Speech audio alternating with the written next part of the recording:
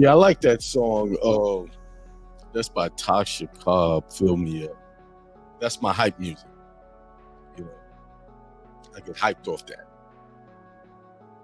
because you want to fill up with what? Abundance, prosperity, peace. If your marriage, you want to fill up with love in your marriage, of good communication in your marriage. You know, you want to fill up with all good things. But as I always say, um, you should always see it as if you already have it. Already have it. You know, you already filled up. The table is full of everything that you want, everything that you desire, all good things. It's all filled with all of the things that you need. The difference with the issue is you're overlooking all of this abundance over here that's already set for you, that's already preordained for you to have. And you look over to the other side at the things that you don't have. And a lot of that stuff's negative. You get distracted by these news outlets and all of this other stuff and the problems that we're having. Like the biggest problem we have in our community, the people of color, the ones they want to call Black and African American, is we are seriously divided in our relationships with each other, the man and the woman. We are seriously mentally crippled, disabled, in thinking that we are enemies against each other. We're not enemies. We are designed to be together. We are designed to work together. Everything else is not designed. That's why it doesn't work. It's dysfunction. And this is why we have all this confusion. We're not working together. We're not working as a unit. We have to get back to loving each other, treating each other with respect and honor. And how do we do that? We got to do it on an individual level. We have to do it on, I got to be respectful and honorable in my dealings. Not you, it's I. It's an individual walk. You can't, only the way you're going to fix anything, to fix the world, is to fix yourself. That's it. It's the only way. So there you have. But that wasn't the topic of what I wanted to talk about. I wanted to talk about 2 Corinthians chapter 6, verses 14 through 18. Let me pull it up and share the screen. And it's about being mismatched with unbelievers. Being mismatched with unbelievers.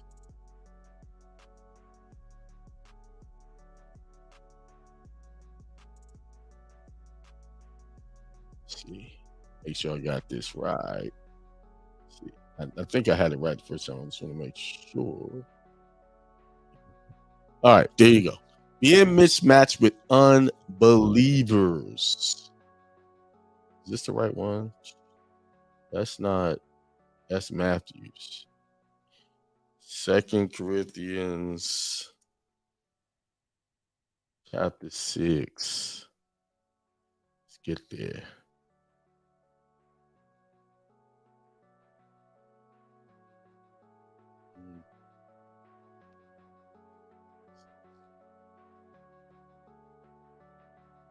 Here we go. See, this was like it says here in the subheading, warning against idolatry. You know, people were worshiping other gods and stuff like that. But I'm going to read this and I'm going to connect it to our situation, what we're dealing with today. How does this apply to your prosperity? How does this apply to you achieving goals that you want? How does this scripture apply to that? It says, do not be yoked together with unbelievers. But what do righteousness and wickedness have in common? Or what fellowship can light have with darkness? It says, what righteousness? Your righteousness. What is your righteousness? Your righteousness is all of the positive things that you're trying to do to make yourself better. That's your righteousness. And anything opposite of that is a wickedness. So if you're connected with people that's not on the same wavelength or energy level with you, and you're associating with those people, you're going over to the darkness, the wickedness.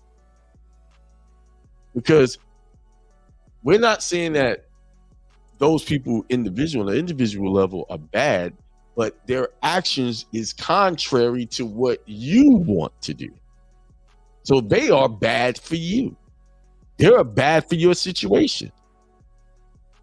Too many of us are trying to hold on to old friendships, old relationships, old connections that you already know they're not interested in hearing what you have to say. They're not interested in walking the way you walk. Every time you talk about, you're talking about that again. They're not interested. Only thing they're interested in is the things that they can, that they want.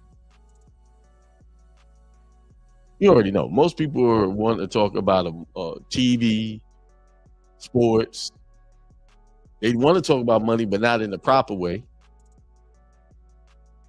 You set out some goals this year that you wanted to accomplish. And you're starting to put in processes and systems to make those goals happen. Now, do you feel stuck in those goals? Like, why can't move forward? Stop and look at your association.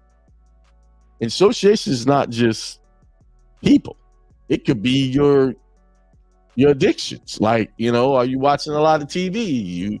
Are you going out hanging out a lot? Are you on the phone with individuals that ain't really doing much? Spending a lot of time in places that are not in harmony with what you say you want to accomplish. I know I keep talking about this over and over because this is the biggest downfall of our goals is what we're connected to, our habits. Sometimes the bad connection could be just our own bad thinking. A lot of times that's what it is. Most of the times it's that right there. So let's keep going. What harmony is there between Christ and Belial? Well, let's look at who is this Belial? What is that? So basically it's saying what harmony is between the Christ mind and the Belial mind? I meant to look this up before I started, but I got started. Let's see. Belial meaning. It says a biblical name of a devil or one of the fiends. That's spiritual evil personification. The devils, they say it's Satan, whatever. Literal meaning in Hebrew combines the word not, profit, benefit. Wow. So what benefit for you to have this prosperous mind and this Belial mind that doesn't benefit you? You won't profit from it. What benefit is these relationships you're holding on to that you're not profiting from? Keep in mind, the higher you go, the more progress you make, the more conflict you're going to run into with things and people that are not going in the same direction. And sometimes, I say sometimes, a lot of times it's the very people you are living with sometimes, or a lot of times that you're going to be in conflict, because what happens is you're shifting, your energy is changing, and they're used to your energy being this way. Like, what are you change. You think you start hearing things like you think you're better than everybody, and you don't even talk like that, but you'll hear that you think you're better. And I'm like, I don't remember presenting myself as being better than anybody. I don't believe I'm better than anybody. I believe everybody is capable of being prosperous, being wealthy, extremely wealthy. having good things happen for them. I believe everybody's capable of that. The difference between me and someone who is not in that space is that they don't believe that they can do it.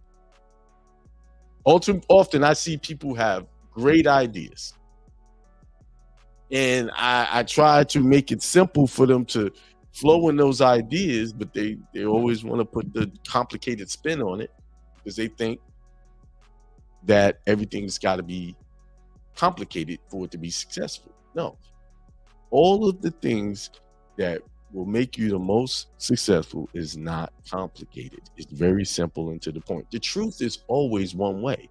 It's very simple and to the point. There's no complicated roads you got to take.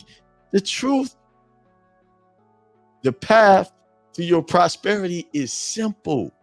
What makes it complicated is your thinking and adding all these extra ingredients that are not really necessary. You ever do something that's like, man, this is difficult. Then when you get it done, you look back on it and say, man, that really wasn't that difficult. This is all I had to do.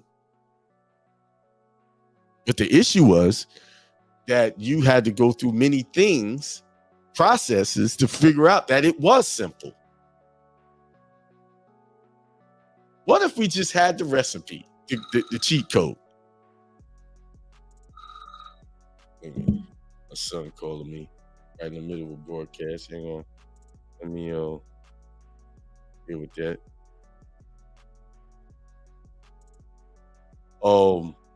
Right, we're talking about the truck. Yeah. What if you had the cheat code where someone would give you the recipe? This is how, just like you're baking a cake, this is how you do it. And guess what? A lot of times y'all be having the cheat code. Somebody comes and gives you the cheat code to the success of your business. But some reason you think that cheat code is too simple. No, it can't be that. I'm different. This is different than what you talking about. No, it's not. The cheat code to anything to be successful is consistency. Yes. Consistency. Keep doing it over and over until you perfect it. I've said this before. The way I always use Kobe Bryant, why he was such a great player, and Michael Jordan and all the other greats. Know why? Because they were practicing when no one else wasn't. When the other guys was after the game, going out the party, he stayed behind to keep to figure out what went wrong in a game he lost. Or he was up earlier than all of them. He was at practice before practice started. You see? But you can't do that. You cannot perfect anything if you're distracted and you're hanging out with people that's not doing what you're trying to do.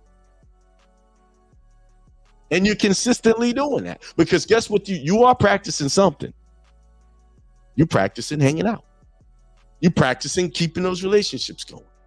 And while you're practicing that, you can't practice what you say you want. You cannot get to the goal. You can't get to the millionaire status. You can't get to that big house you want. You can't even get to that relationship you want if you keep going over to Belial. And that's the Belial mindset. You got to have a Christ mindset. Christ had to walk his walk alone. Yeah, well, in the beginning, he recruited his disciples to. They were like apprentices in training. But in the end, the real test, the real training that he was showing, hey, at the end, you're gonna be by yourself, and you, in order to get to the next level, yeah, you can walk a little while with your friends, your apostles. He walked that walk for 3 years with them. And then when it came for the final walk, they went to sleep. And when it was time to make it happen, the real goal, they left. Oh yeah. Oh man, this is too hard. Wait a minute. Whoa. Hold up. Yo, Christ, I didn't sign up for this. This too much. I liked it when you were feeding folk, when you was healing, and I saw all of those things, and I want that. I want to do all of that. But hey, this whole thing about being put up on some tree and people nailing me to the cross and being lied on and cheated against and spit on, this is as far as I'm going to go. Imagine that see, the Bible kind of can't tell you the conversation, but I can tell you the conversation because I have those conversations with people where I can say, listen, oh, y'all, you want to get rid of this case? This is what you got to do. You got to go into court and you got to stand by yourself and you got to speak these words. You got to speak things like, hey, this court has has lack of jurisdiction in all religious matters. These proceedings are against my sincerely held beliefs. Do you know that's the hardest thing to get people to say? It's simple, to the point. And I got to repeat it over. I just said somebody, oh, what do I say? I got caught on Monday. What do I say? It's the same thing you said before that pushed it off. What else you need to say? Then I got to get on the phone and give them a pep talk. And all I do is say the same thing over and over.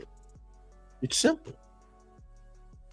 And then when it happens and it gets knocked away, oh, yeah. And then somehow their mind still, they do like the Pharisees did when Jesus healed some people.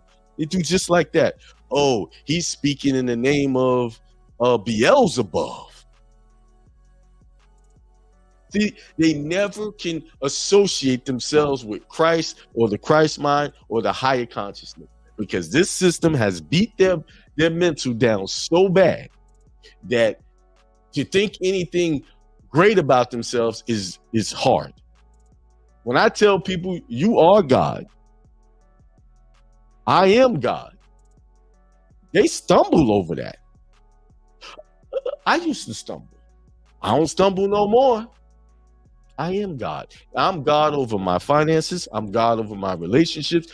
I'm God over all things that are great, and all things are not so great, because I make those things happen too, through my consciousness and through my thinking. You're made in the image and likeness of God. How can we not be? It's just like if I have children, I have a boy, I have a girl. They come through me. They come through their mother. And they come out either boy or girl,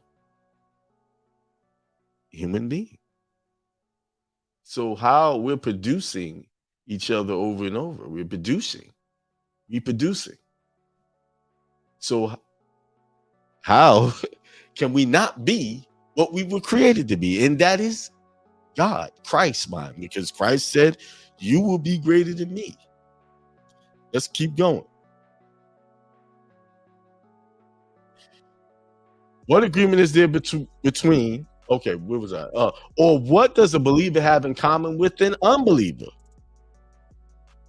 That sentence says a lot. What does your goals, your aspirations have to do with the people who don't believe in it? And if they don't believe in you, why are you even associating it with them? Nobody says treat them like they're to play. They're not doing you any good. What is the connection for? Oh, well, I know them a long time. Yeah. There's a lot of things you can have a long time that don't do any good. Like herpes. Or some other disease, that diabetes. You got that a long time. Don't do you no good. And these relationships are the equivalent of that. They're the gifts that keep giving on giving. Negativity. Some of y'all friendships are disguised in advice that are low-key hate. Let me give you some examples. You'll hear things like, oh, that'll never work. Yeah, you should do this that way. You share your story. Shit. No. That ain't the way it is. No, this is what you should do.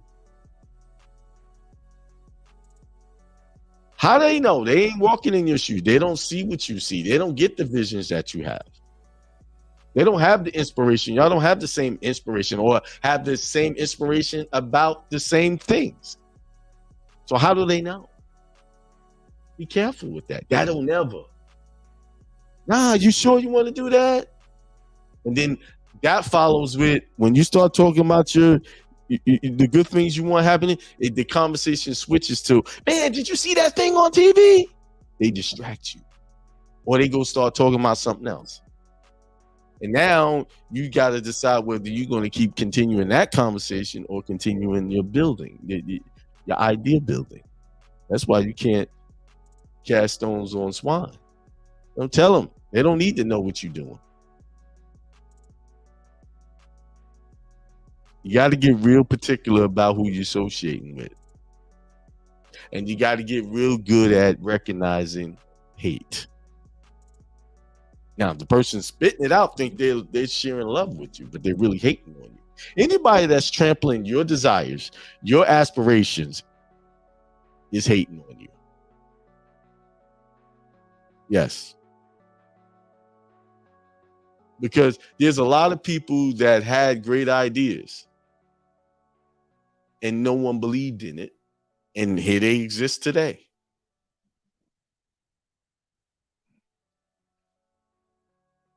Like an airplane. Wireless cell phones. Everybody's got a phone in their pocket. Or even the one of the biggest things that I look at is selling bottled water. You know, I was growing up, kids said, "Oh, bottled water, we can go get that free out the sink. Why would I pay for water when it's free?" Look about everybody's drinking bottled water now. Somebody had an idea and believed in it, but there was somebody who talked crazy about that. I mean, I remember hearing myself and my parents talking about that was a crazy idea. And right now, my parents got cases of bottled water. You see, there's no, if it's an idea and inspiration, you can make it happen. What makes it happen is your consistency in that idea, because that's how you show your belief. You keep walking it out. You don't see what's happening is you're trying to walk out your ideas a couple of hours today and then don't get back on it till a week from now. I've been guilty of that.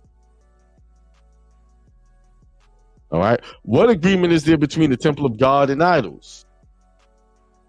Why does it says what agreement is there between the temple of God and idols? What is the temple of God? We have to identify that. The temple of God is here. Your consciousness. That's what the temple of God is. And idols, what is an idol? Something someone made to worship. Something made with man's hands. That's an idol. Or you can have a mental idol, like looking up to these celebrities. Something you created in your mind to worship. That's an idol. Anything that you created in your mind, in your consciousness to worship, that is not of God or comes from the God in you. Some of us are believing in dead things. Things that cannot speak or come alive. And what is that? You're believing in friendships and relationships that are not serving you. They'll always be the same until those people consciousness change, similar to yours. But we are the temple of the living God. See, I just said it. We are the temple of the living God. So that means God lives in us. And I'm going to keep reading. It's going to say that. As God has said, I will live with them and walk among them, and I will be there, and they will be my people. Now, this translation is different. Now, in my Bible, it says this. It says, I will live in them and walk among them. That's the New Revised Standard Version. Right here. See? They switched stuff up. And this is what version is this? New International Version. Let's see what the King James Version says. It says, I will dwell in them. See, the New Revised took and said among them. But it says God lives in you. I will dwell in them and walk among them. I will be their God and they shall be my people. So this means that you will have unity. You'll be on one accord with the Christ consciousness. Therefore, come out from among them and be separate, says the Lord. So it's saying you got to separate. Whatever you're trying to accomplish in your life, you got to separate from anybody that's contrary to that, who has a different consciousness than what you're trying to accomplish. Do not touch what is unclean, and I will receive you, and I will be father to you, and you shall be my sons and daughters, say the Lord Almighty. Listen, I know some of you are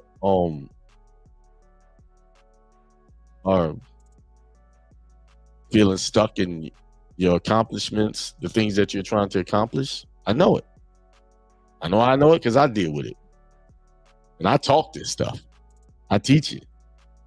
So I know we all experiencing the same issues because we encounter the same types of people, the same type of situations and things. And I'm just trying to show you that you have to be strong enough to cut people off. That's usually our biggest weakness because for some reason we have an attachment to them. You know, something that we can get from them. So don't be unevenly yoked. Gotta cut. That could be the one thing that's keeping you from getting to that prosperity, that wealth, that peace in your life. That could be just that one thing. And a lot of times you have to really realize where your peace is not. When you're not in peace, a lot of times that's an internal thing expressing itself externally through people and things. So first, peace and connection and harmony you got to develop is the one within you. You got to develop and realize that God works through you, not against you. He works with you and for you. Everything's working in your favor at all times. All abundance is everywhere. It's the world mind. It's the worldly outlets, the media outlets that want you to believe there's lack. Every time they turn on the TV, oh, somebody's shot over here. Oh, the water shortage over there. Oh, all these cattle's die, and we meat prices gonna go up. It's gonna be a meat shortage. They want you to pay attention to Belial, the wickedness, anything that is opposite of prosperity and progress. They want you to pay attention to that. Major news outlets' only job is to deliver to you anything that will get you into the mindset of lack or fear of not having something or fear of some negative thing happening to you. That's their job. But it's your job to cut it off. Sometimes people ask me about, hey, did you know about this? And I'll be like, oh, no, I don't know. I did an interview last week with Fresh Out, the YouTube channel. Shouts out to Big Hurt and the crew over there. And he asked me something about the news. I couldn't answer. I was like, I mean, he had to tell me what was going on. Because I don't have cable. I have streaming services, but I don't have like regular TV where I watch primetime stuff. I haven't watched that type of stuff in years. And quite frankly, I don't even miss it. See, that's another form of association, you know, watching TV and watching the news all the time. That news, like if Reverend says, will give you a dirty deal. For real. It will hurt you. So what does don't be mismatched with unbelievers mean? It means don't be mismatched with anything, anyone, any situation that is not in harmony with your goals and what you want. all the good things you're trying to happen for yourself. You got to detox. First thing, detox your mind, because your mind is the one that's drawing those people to you, or you're being drawn to them.